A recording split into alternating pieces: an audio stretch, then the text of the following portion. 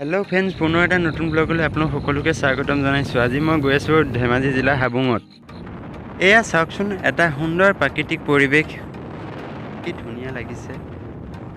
হাবুঙলৈ যাব হ'লে আপুনি লখিমপুৰৰ পৰা গ'লে ধেমাজি পোৱাৰ আগত ছমাজান হৈ সোঁ চাইডে যাব লাগিব। এয়াই হৈছে ধেমাজিত থকা হাবুং।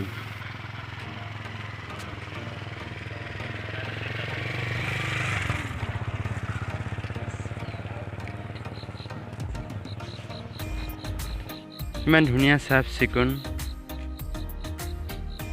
সমগ্ৰ পৰিৱেশ আপোনালোকক দেখুৱাবলৈ চেষ্টা কৰিছোঁ।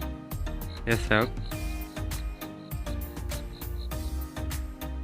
এয়া যে দেখিছে মূল মন্দিৰ ভাগ। ইয়াত পূজা অৰ্চনা হয়। ইয়াতে স্বৰ্গদেউ চাওলুং চুকাফাই ৰাজধানী পাতিছিল। 3 বছৰমান থকাৰ পিছত ব্ৰহ্মপুত্ৰ বানপানীৰ ফলত ইয়াৰ ৰাজধানী পাতিবলৈ অসুবিধা হ'ল। তাৰপিছত তেখেত শিৱসাগৰ চৰাইদেউলৈ যায়গৈ। আই আহোম ভাষাত হাবুঙৰ অৰ্থটো হৈছে হা মানে ওখ আৰু বুং মানে